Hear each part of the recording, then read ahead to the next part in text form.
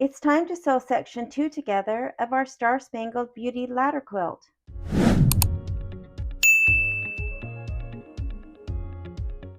Here are all the blocks that we've sewn for section 2. The only one I need to pull from a packet is a filler block that we did in section 1. And it is this light background floral. I'll put these away and we will save them until I need those for another section. And so now I need to just sew these together. You can look on page 46 and it tells you step by step which blocks need to be sewn together, but you can just tell by looking at the diagram which blocks need to be. So we're going to sew the house with the filler block, the flag and the ribbons, and then this set over here. And then once those are sewn together, we will sew the 3 panels together to make our section. Now, while I don't have to use clips because these are small enough just to take to the sewing machine and sew, I do like to clip them together so that I don't have to arrange them when I get to my sewing machine or open to make sure I'm sewing the right edge. So I do like to put a couple of clips, and I will sew as many together as I can for the first round, and then I will press those and continue to sew until this whole section is completely done. For the ribbon block, the ribbon was extended above the top of the background quilting for this block, and so I am going to use my rotary cutter and cut even with the background fabric so that I have a nice even edge to line up with the flag.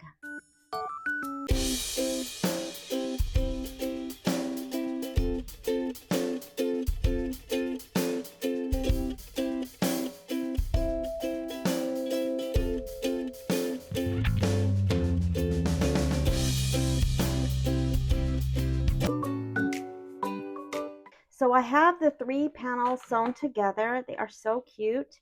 So now I just need to sew these together, but I wanted to mention a few things. When I pressed, some of these I did not press open and some I did. For example, this house, if you remember, this cute little scalloped edging went into the seam allowance. You can see it right here.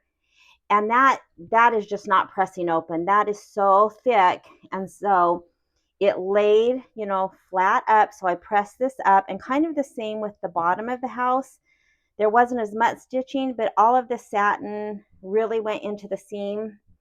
And so it would be harder to press that open. So I pressed, for example, this middle block, which is the base of the house, just out flat. Love this.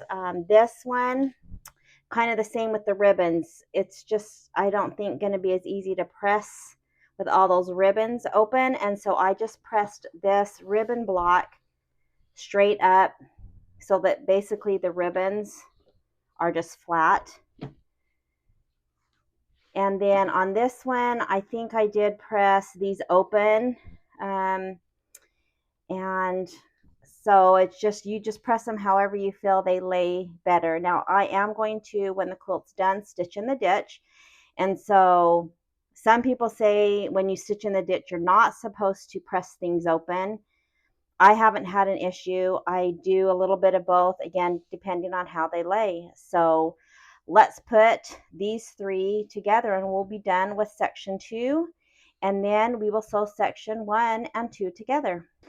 So when I clip these together, I need to be careful with these ribbons. Now remember, I left 1/4 of an inch on the sides so that the ribbon didn't get caught in the stitching, but I just need to make sure that, this doesn't loop over and get, stuck somewhere down here. So I'm going to kind of clip these to the center just to keep them out of the way.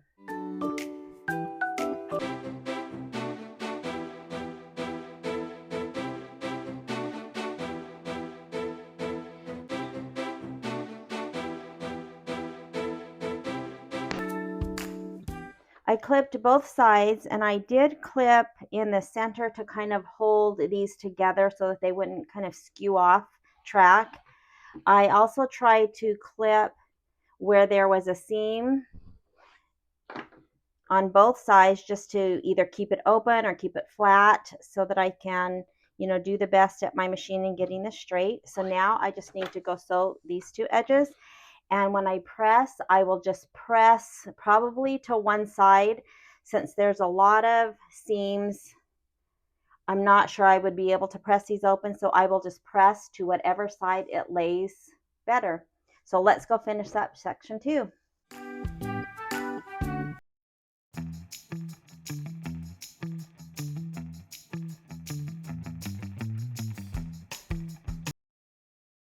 So I've sewn the sides together and I've pressed them. And on this side with the house pressed away from the house, again, because I think of this, thick top, even though there were seams here, it seemed to lay better away from the house. But again, you press how yours seems to lay better. Now on this side, the bottom pressed better towards the big ribbon block, but pressing all this towards the flag did not lay better. It laid better this way. So where it would curve, I went ahead and just snipped. Of course, I didn't, cut into the stitching, and just laid the half on the top this way and the half on the bottom this way. That's probably not the way you're supposed to do it, but that's how I did it. So now these look great. The ribbon, didn't get caught in the seam, which I was glad. I wanted to remind you to be careful when you press. There's vinyl on the house in the window, or not the window, but this, little pocket. And so I pressed from the back. You don't need to worry about it. There's so much, covering it. You can press on the back without an issue. If you do press on the front, I just pressed, when I came to press the front on this seam, I just, held the ribbon out of the way and pressed down and then pressed up, and I didn't, have my iron go over that. If you want to make sure to not touch this, because it will just melt, put a pressing cloth. And the same thing on this side. I just, came in on this side and then came down here and didn't, get very much close to this. So now I am going to stitch the section 1. Again, I'm not worrying about these until I sew section 3. I might even wait till the whole quilt's done to finish these off as far as the length. But it's time for section 1 and 2. Look how cute our quilt is getting. So this is super simple. Just stitch it, and again, press it however you feel it lays the best. And we'll look at section 1 and 2 together.